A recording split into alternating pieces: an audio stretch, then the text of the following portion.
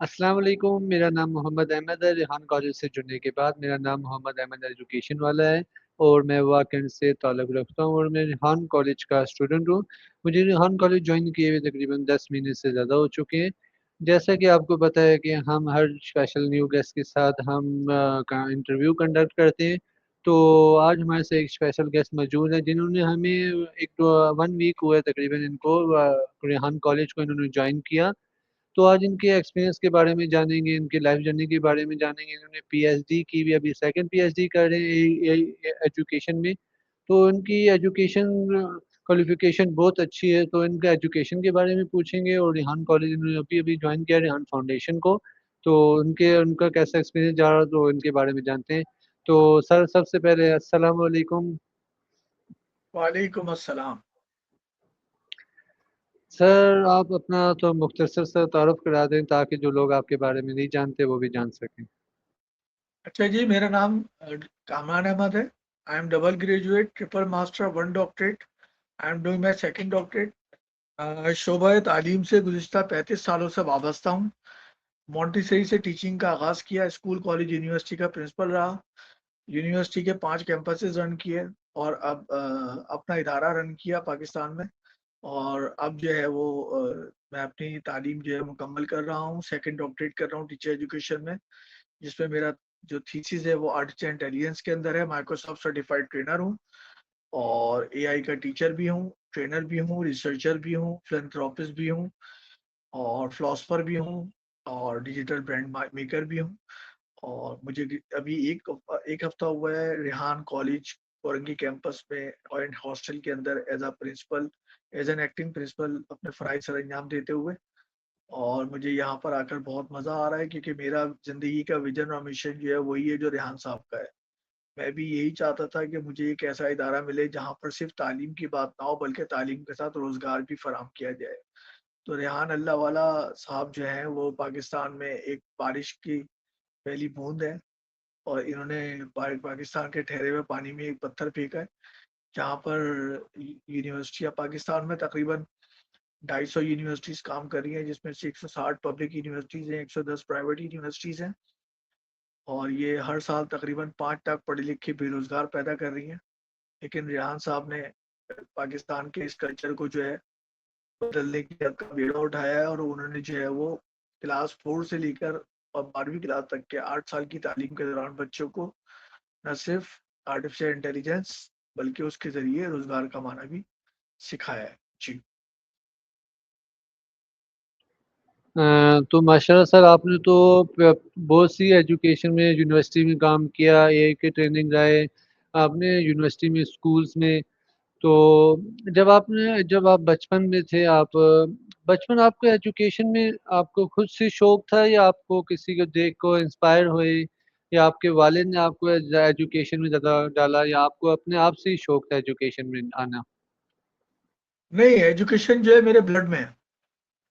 अगर मेरा इंजेक्शन से खून निकालेंगे ना तो उसमें से एजुकेशन निकलेगी। मैं इनबॉर्न जो है वो स्टूडेंट भी हूँ, लर्नर भी हूँ और टीचर भी हूँ। और मैं जो है वो बाय बर्थ जो है वो मकसद आई लव टू लर्न और मैं स्टूडेंट ऑफ लाइफ हूँ। और मैं जैसे आपके कॉलेज में मैं आया हूँ तो मेरे पास जो स्टूडेंट हैं, मैं सबसे बड़ा लर्नर हूँ आपके कॉलेज में और मैं आप लोगों से सीखता हूँ, सुबह, दोपहर, शाम। और सीखता किस तरह हूँ मैं, जो आपके एटीट्यूड होते हैं, आपके बिहेवियर होते हैं, वो मुझे वो लेसन देते हैं जो किताबें नहीं देती हैं। तो मुझे पता चलता है कि हाँ जी, तो बहुत इम्पोर्टेंट चीज़ है कि आपने कहा कि जी मैं बिल्कुल, मैं बाय चांस नहीं, बाय चॉइस मैं लर्नर हूँ। ठीक है जी। अच्छा, जैसे कि आपने अभी बताया कि मैं एआई लर्नर हूँ, आपने कितनी यूनिवर्सिटी में आपका कोई अपना अदारा है या आपने कितनी यूनिवर्सिटी में एजुकेशन दी है? मैं तकरीबन 10 से ज़्यादा यूनिवर्सिटीज़ में जो है टीचिंग, ट्रेनिंग और रिसर्च और आपका एडमिनिस्ट्रेटिव पोस्ट पे मैं रहा हूँ, जिस पे लेक्चरशिप है, फैकल्टी मेंबर हूँ, हेड ऑफ एजुकेशन डिपार्टमेंट रहा, फिर डीन फैकल्टी ऑफ एजुकेशन रहा, इसके अलावा असिस्टेंट वाइस चांसलर भी रहा। तो ये सारे तो वो थे फ़राइज़ जो मैं तालीम टीचिंग के साथ। लेकिन मैं हमेशा एक बात बता दूँ आपको अहमद, कि मैं जिस ओहदे पे भी रहा, मैंने हमेशा उनसे एक बात कही कि मुझे सब्जेक्ट ज़रूर दीजिएगा पढ़ाने के लिए, क्योंकि मैं किताबों से और बच्चों से दूर नहीं रह सकता। और यही वजह है कि अल्हम्दुलिल्लाह मैंने 35 साल के अंदर तकरीबन एक 10 साल में एक जनरेशन जवान होती है। ये आप लोग मेरी चौथी जनरेशन है जिसको मैं ट्रेन कर रहा हूँ। तो इन चौ हर हर जनरेशन जो है ना अपने साथ जो है ना कुछ अच्छी चीज़ें और कुछ बुरी चीज़ें लेकर आती है। तो मैंने हर जनरेशन की अच्छी चीज़ों को अडॉप्ट किया और आने वाली जनरेशन को ये बताया है कि ये वाली चीज़ें जो है आप छोड़ें और इन अच्छी चीज़ों को आप अपनाएँ ताकि आप आगे एक्सेल कर सकें।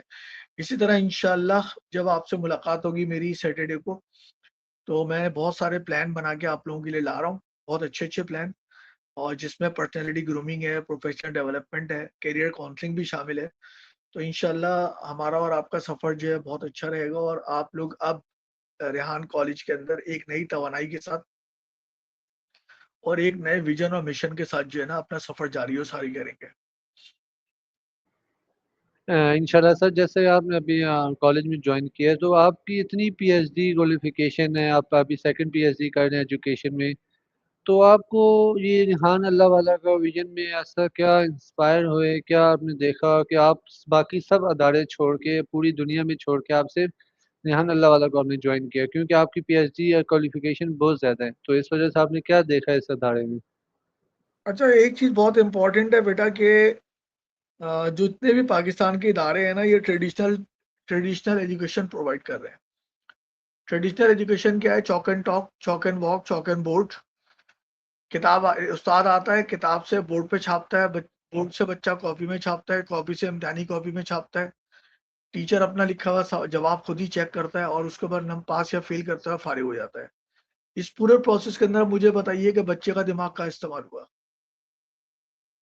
जी, मैं आपसे सवाल कर रहा हूँ। इसमें कहीं बच्चे का कहीं दिमाग नहीं, वो वही टीचर बोर्ड पे लिखते हैं, बच्चे कॉपी करते हैं, कॉपी फिर वही कॉपी से अब इम्तिहान में लिखते हैं। इसमें बच्चे का तो दिमाग यूज नहीं होता। अब तालीम के जो बुनियादी मकासद होते हैं वो 4 होते हैं। नंबर 1, कॉन्फिडेंस क्रिएट करना। अब एक बच्चा जो दूसरे की क्या वो कहते हैं ना कि हमारी ज़बान से जो निकले वही हक है, हमारे मुँह में तुम्हारी ज़बान थोड़ी है। तो हम क्या कर रहे हैं, बच्चे के मुँह में अपनी ज़बान दे रहे हैं। तो वो खुद कब बोलना सीखेगा, कब सोचना सीखेगा, कब लिखना सीखेगा, कब पढ़ना सीखेगा? तो रेहान साहब ने जो है बेसिकली ये जो पहला वाला काम था ना कॉन्फिडेंस वाला, ये देना शुरू कर दिया बच्चों को। आपको मैं आपका कोर्स मैं पूरा स्टडी करता हूँ और अभी भी स्टडी कर रहा हूँ सुबह से कि जो मुख्तलिफ टास्क आपके लिए रखे गए हैं आर्टिफिशियल इंटेलिजेंस से रिलेटेड, इन टास्क का सबसे बड़ा फ़ायदा ये है कि आप जो है एक-एक टास्क को खुद करते हैं और अपनी नॉलेज को और अपने एक्सपीरियंस को खुद डेवलप करते हैं आप। इसको कहते हैं कंस्ट्रक्टिविज़्म। क्या कहते हैं? दोबारा बोलें। Constructive constructivism constructive. का मतलब ये कि आप अपनी नॉलेज को खुद कंस्ट्रक्ट कर रहे हैं।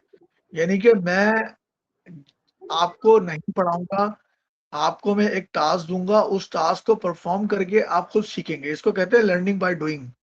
किनेस्थेटिक, दुनिया में 4 तरह के लर्नर होते हैं। एक होता है विजुअल जो देख के सीखता है, एक होता है ऑडिटरी जो सुन के सीखता है, एक लर्नर होता है जो किनेस्थेटिक होता है, रीड एंड राइट होता है, लिखकर और पढ़कर सीखता है। चौथा लर्नर जो होता है वो होता है जो अपने हाथ से करके सीखता है।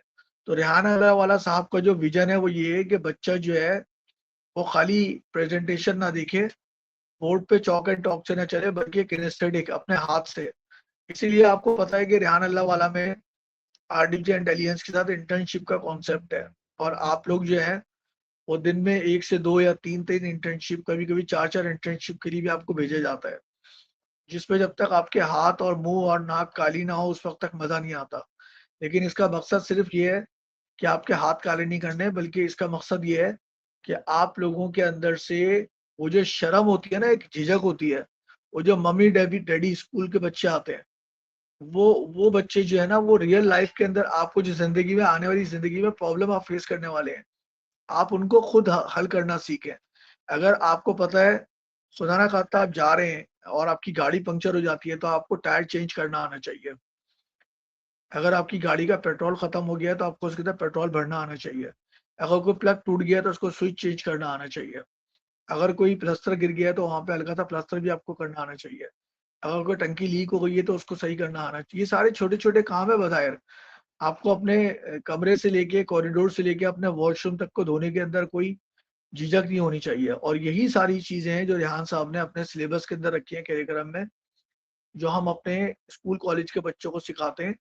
और जापान की आपको पता है एजुकेशन सिस्टम में सबसे पहले क्या होता है, पूरा स्कूल धोते हैं उस्ताद और बच्चे मिलके। और रेहान अल्लाह वाला का दिन का आगाज़ जो है वो भी किससे होता है, सफाई से होता है। तो ये जो आप सफाई करते हैं ये इसलिए नहीं होती खुदा ना खास्ता कि हमारे पास जो है वो बंदे कम हैं, लेकिन इसका मकसद ये होता है कि आपके अंदर वो सलाहियत पैदा की जाए कि ज़िंदगी के किसी भी मोड़ के ऊपर आप कभी ना तो शर्माएँ, ना घबराएँ, और नंबर 2 आप किसी के मोहताज ना हो। आप अपना हर काम अपने हाथ से करने के काबिल हो। जी। अच्छा सर, जैसे आपने अभी पूरे रिहान अल्लाह वाला की विजन के बारे में बताया, तो आपने को दूसरी तालीम में बहुत क्वालिफिकेशन की हुई है।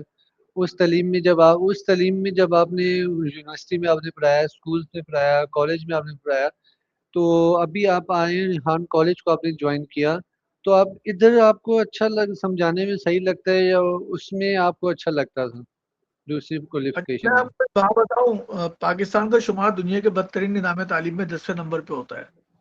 मुझे 35 साल में कोई एक इदारा भी ऐसा नहीं मिला जिसको मैं कहूँ कि परफेक्ट है। ठीक हो गया? तो इदारा परफेक्ट नहीं होता, लोग जो होते हैं ना उनका स्कोप होता है, उनका विज़न होता है। वो उस इदारे को जो है जी। ना ऊपर या नीचे आते हैं। अब इस इदारे के अंदर 2 ही लोग हैं, स्टूडेंट हैं और स्टाफ है। अगर स्टूडेंट और स्टाफ खुद से तैयार कर लें कि हमने इस इदारे को जो है ऊपर लेके जाना है, तो दुनिया की कोई ताकत इस इदारे को नीचे लेके नहीं जा सकती। तो इंशाअल्लाह जब हम लोग मिलेंगे, साथ बैठेंगे, करियर काउंसलिंग करेंगे, अपने मसाइल को खुद हल करने के लिए बैठेंगे सर जोड़ के, तो कोई वजह नहीं है। और मैं फिर बता दूँ आपको कि कोई भी इदारा परफेक्ट नहीं होता बेटा, मैंने बहुत सारे इदारों में काम किया है, हर जी। जगह पर ना कहीं कोई ना कोई कमी बेशी रह जाती है, क्योंकि सिस्टम ये दुनिया दुनिया के सिस्टम इंसान बनाता है, इंसान खुद नामुकम्मल है और नाक़िस है, तो उसका निज़ाम भी नाक़िस होता है। लेकिन हाँ, ये ज़रूर कह सकते हैं कि इदारों के अंदर जो है वो बेहतरी आती है सिस्टम से। तो मेरी कोशिश ये होगी कि मैं आप लोगों को एक ऐसा सिस्टम सोफिस्टिकेटेड बना के दूँ जिसमें गलतियों की गुंजाइश कम हो, सीखने की जो मौक़े हैं वो ज़्यादा हों। और एक चीज़ और है कि हम सब एक-दूसरे की रिस्पेक्ट करें और रिस्पेक्ट के साथ एक-दूसरे को ऊपर लेके चलें। ठीक हो गया?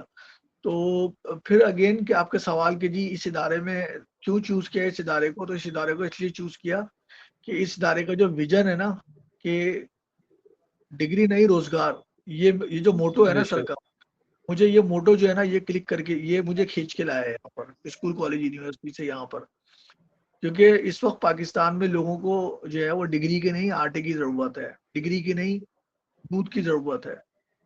बच्चों के लिए जो है वो नैपकिन की ज़रूरत है, तो ये बहुत इम्पोर्टेंट चीज़ है। घर के किराए की ज़रूरत है, राशन की ज़रूरत है, रोज़गार की ज़रूरत है, बिजली, पानी, गैस की ज़रूरत है। तो ये सारी ज़रूरतें जो हैं ये जब मैं यहाँ रेहान अल्लाह वाला में आया तो मुझे पता चला कि आप तो बिजली भी अपनी बना रहे हैं, आप तो आप आरओ प्लांट से पानी भी अपना मीठा प्रोड्यूस कर रहे हैं। तो ये वो सब चीज़ें हैं जो मुझे यहाँ पर खींच के लाई हैं और इंशाअल्लाह आई होप, और मैं अल्लाह ताला से दुआ भी करता हूँ, और मुझे कोई जो है मुझे कोई प्रॉब्लम नहीं है एज़ सच यहाँ पर। क्योंकि मैं जो है हर तरह के हालात का मुकाबला करना जानता हूँ। और इ दुनिया की सबसे बड़ी ताकत यूथ है, और मेरे पास आप लोग हैं, आप मेरी ताकत है। और दुनिया में उन्होंने डॉक्टर अबुल कलाम से किसी ने पूछा था इंडिया में कि दुनिया का सबसे अमीर मुल्क कौन-सा है? तो उन्होंने कहा था इंडिया है। तो उन्होंने बोला कि सर हम तो गरीब मुल्क है। उन्होंने बोला नहीं, मेरे पास जो है 60% से ज़्यादा जो आबादी है वो यूथ पर मुश्तमिल है। तो जिसके पास यूथ होती है वो मुल्क अमीर होता है। तो मेरी जो कॉलेज है रेहान अल्लाह वाला कॉलेज, इसमें मेरे पास यूथ है। तो मेरा जो कॉलेज है ना वो अमीर है। सिर्फ़ सोच से जो है ना वो गरीब हुआ हुआ है बच्चों की। तो हमने मिलके इंशाअल्लाह इसको साफ़ करना है, इसको तरक्की देनी है। आप लोगों के इंशाअल्लाह रेगुलर क्लासेस का आगाज़ होने वाला है। टाइम टेबल शेड्यूल सब बन चुके हैं। तो इंशाअल्लाह आप लोगों को आने वाले वक़्त में जो है आपको एक वादे आने वाले वक़्तों में नहीं बल्कि सैटरडे को आपको एक वाज़ेह तब्दीली नज़र आएगी इंशाअल्लाह कॉलेज के अंदर। ठीक है जी? जी। इंशाल्लाह सर, अभी आपने इस रेहान कॉलेज को ज्वाइन किया, रेहान कॉलेज में आपने स्टूडेंट के साथ रहे, क्योंकि ये कॉलेज एक मुख्तलिफ कॉलेज है, हॉस्टल रेजिडेंशियल कॉलेज है 4 साल का। तो आप इधर आए, आप इधर एक्टिंग वाइस प्रिंसिपल आप देख रहे हैं पोस्ट पर, आपने स्टूडेंट के साथ मुलाकात की, स्टूडेंट का रवैया जाना, उनका बिहेवियर देखा, तो आप इन स्टूडेंट के बारे में क्या कहते हैं कि ये अगर 4 साल कॉलेज में गुजार लें इस कॉलेज में, तो ये इनको आप कहाँ देखेंगे? नंबर एक, ये सब मासूम है। नंबर दो, एनर्जेटिक है, डायनामिक है, डेडिकेटेड है, हार्ड वर्किंग है, ईमानदार है। नंबर दूसरी बात, 5 साल तो बड़ी बात है बेटा, 5 साल ज्यादा बोल रहे हैं।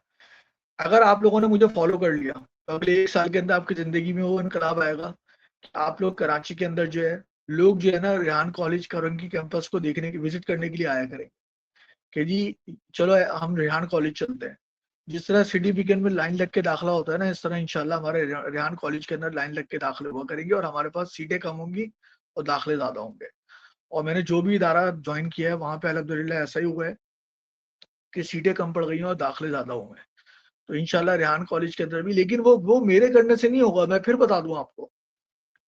देखिए, वो एडमिशन स्टूडेंट साथ में देंगे तो लोगों होगा। की आपकी परफॉर्मेंस को देखकर, जी। आपकी सेटिस्फेक्शन, जब तक आप लोग सेटिस्फाई नहीं होंगे, आप दूसरे लोगों को जो है ना मोटिवेट नहीं करेंगे आने के लिए। दूसरी बात, जो आपका मोटिव है अर्निंग का, जब तक आप अर्निंग शुरू नहीं करेंगे लोग यहाँ पे इंक्लाइन नहीं होंगे। तो दो चीजें हैं, एक तो आपकी तरबियत अच्छी होनी चाहिए, आपका अपेयरेंस, आपका एटीट्यूड अच्छा होना चाहिए, आपका एप्टीट्यूड अच्छा हो, जो सिलेबस है इन टाइम कंप्लीट हो आपका, जो टास्क है वो ऑन टाइम कंप्लीट होने चाहिए। और यहाँ पर आपके जो चैलेंजेस हैं, as far as management is concern, वो चैलेंजेस तो इंशाल्लाह मैं फेस कर रहा हूँ, मैं इंशाल्लाह उनको रिजॉल्व करूंगा with in couple of days, वो रिजॉल्व हो जाएंगे आपके। जहां तक रही बात आप लोगों के डिसिप्लिन की, वो कन्विंस होने से होती है। अगर आप कन्विंस हो जाएंगे कि हाँ जो सर हमारी बात कह रहे हैं वो हमारे मकसद के लिए है, तो फिर मुझे कुछ कहने की जरूरत नहीं है। आप लोग खुद सुबह उठेंगे, अपने काम वक्त पे करेंगे, अपनी ड्यूटी सर अंजाम देंगे, और एक सिस्टम जो है वो तकमील पा जाएगा इंशाल्लाह। और जब आप लोग यहाँ से डिसिप्लिन होकर निकलेंगे और अपने घर वालों को जो है पैसे भेजना शुरू करेंगे, तो यकीनन वो जो मोटिवेशन आपके घर वाले लोगों को देंगे ना, वो सबसे बड़ी माउथ मार्केटिंग होगी। मैं जो है बेसिकली मार्केटिंग को नहीं मानता, मैं कहता हूँ कि इदारा इतना स्ट्रांग होना चाहिए, उसके बच्चे इतने डिसिप्लिन और वेल मैनर्ड होने चाहिए, और इतने ज्यादा जो इदारे का विजन है ना वो रिफ्लेक्ट होना चाहिए उन बच्चों के अंदर। अगर ये चीज आ जाती है तो फिर किसी से कुछ कहने की जरूरत नहीं है। फिर लोग जो है ना खुद जंगल में जो है ना चल के जाते हैं कि जी वहां पर जो है एक सरचश्मा इल्म का जहां से जो है रोशनी फूट रही है। तो ये कोरंगी कैंपस जो है ये भी रंगो नूर का एक मुरब्बा वो बने, मीनार बनेगा इंशाल्लाह। और पानी यहीं से निकलेगा। ठीक है जी। जी।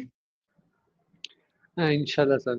तो अगला मेरा सवाल है कि जो अभी हमारे रिहान कॉलेज की टीचर ट्रेनिंग जो हम टास्क करते हैं लेवल 1 लेवल 2 के, उसमें आपने देखा होगा हमारे डिफरेंट डिफरेंट टास्क होते हैं, ये आम एजुकेशन की तरह हमारे किताबें नहीं होती। तो इन टास्क में आपको अभी तक क्या समझ आई, ये टास्क हमें क्यों कराए जाते हैं? देखिए मतलब ये है कि चौक एंड बोर्ड से तो आप बहुत ज्यादा वाकिफ हो गए, कहानियां बहुत हो गई भाई, कुछ प्रैक्टिकल काम होना चाहिए। अब आपको मैं एग्जांपल दूं, अभी जो आप ये टास्क कर रहे हैं ये कौन सा टास्क है? इंटरव्यू का।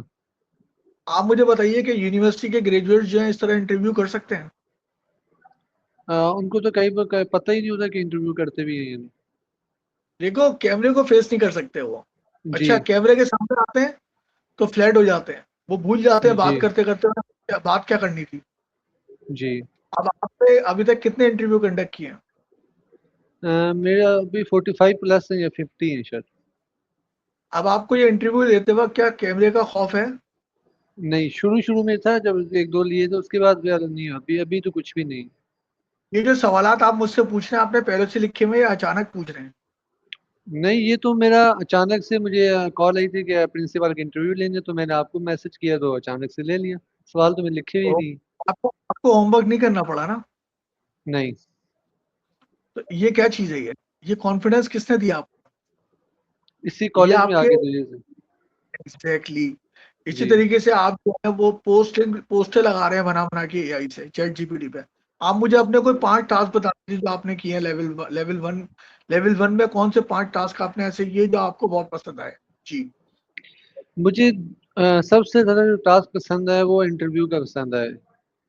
और उसके बाद नंबर 2? उसके बाद नंबर 2 में पोस्टर तो हमारी आसान थी, उसमें कैनवा पोस्ट आसान थी, वो भी अच्छी लगी मुझे।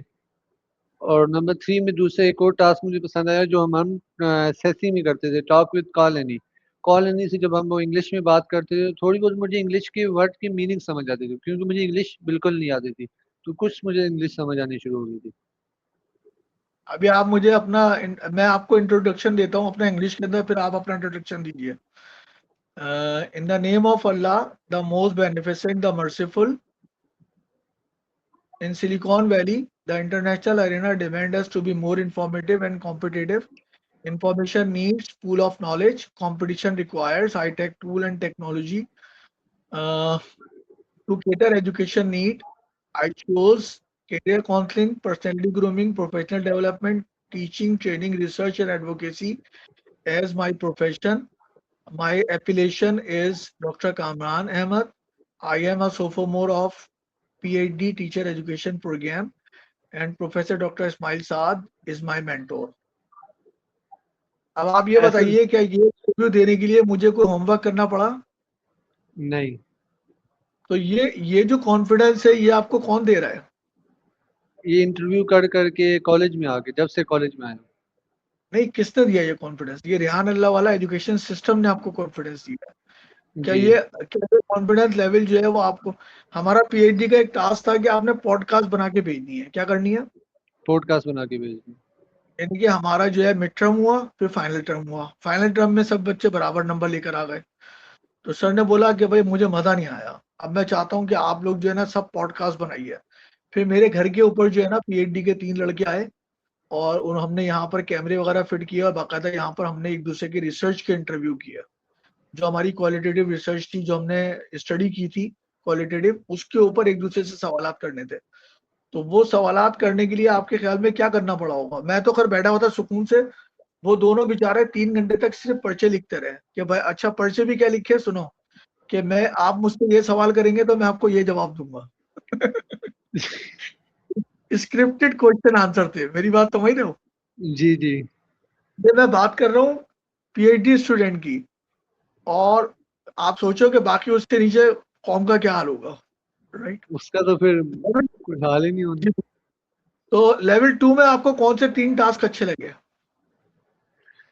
लेवल 2 में क्योंकि लेवल 1 में मैंने इंटरव्यूज किए थे स्टूडेंट और पेरेंट्स के साथ वगैरह किए थे, और दूसरा लेवल 2 के जो मेरे इंटरव्यू थे वो मैंने बुढ़ियान फाउंडेशन के प्रिंसिपल और टीचरों के साथ किए थे।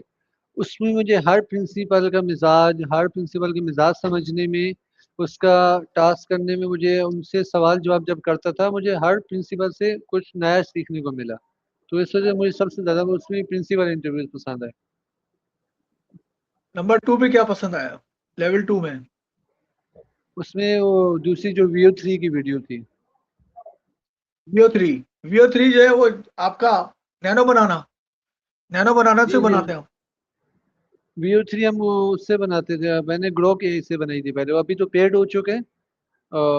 फिर हमने उधर से नैनो बनाना से भी बना सकते हैं, और गूगल AI स्टूडियो से भी बना सकते हैं। 8-8 सेकंड की वीडियो बनानी होती है, बन जाती है, कई कई प्लेटफॉर्म होते हैं। आपने कितनी VO3 कितनी बनाई आपने? VO3 मेरी अभी 21 बनी हुई है, वैसे 25 बनाई थी, क्योंकि 4 मेरी रिजेक्ट कर दी गई थी, क्योंकि उसमें शॉर्ट ड्यूरेशन थी। Very good. और तीसरी चीज जी। क्या पसंद आई? तीसरी चीज लेवल 2 में VO3 हो गई इंटरव्यूज, बाकी तो टास्क सेम ही थे इसमें। और इसमें कोडिंग के बाद थोड़ा बहुत थे, 5 कोडिंग के टास्क थे, उसमें क्लोन अच्छा, बनाए थे टेडेक्स के हमने। बारे में, टेडेक्स इससे पहले किया था आपने? जी, टेडेक्स मैंने पहले बनाई हुई लेवल 1 की।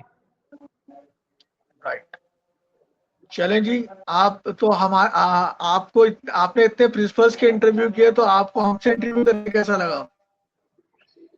कि आपसे हर प्रिंसिपल के मिजाज और मकसद उनके एजुकेशन का अलग होता है, कि आपने एजुकेशन में आपसे जो हमने सवाल जवाब किए, तो अच्छा लगा, क्योंकि आपसे भी हमें कुछ सीखने को मिलेगा। आपने अभी न्यू न्यू हमें फरियान फाउंडेशन को ज्वाइन किया है। इंशाल्लाह हम आपके साथ रहेंगे, तो इंशाल्लाह हम कॉलेज को जहाँ अभी इस जमीन पे, तो हम ऊपर ले देंगे उसको। इंशाल्लाह नेक्स्ट लेवल पे लेके जाएंगे। इंशाल्लाह। इंशाल्लाह। राइट। आखिर तो में कुछ कहना चाहेंगे? वही अवस्था कंप्लीट कर रहा हूँ। तो सर मेरा आखिर में ये सवाल है, आपने निहान कॉलेज के बारे में पूछ लिया, आपके पीएचडी एजुकेशन बारे में जो पूछ लिया, इंशाल्लाह हम आपसे कुछ महीने बाद, 3-4 महीने बाद आपसे दोबारा इंटरव्यू करेंगे कि आपका एक्सपीरियंस अब कैसा रहा। तो मुझे बस आखिर में इसे थोड़ी सी एडवाइस देना दे दें कि जो हमारे व्यूअर्स देख रहे हैं इंटरव्यूज में, तो उनको आप क्या एडवाइस देना चाहेंगे।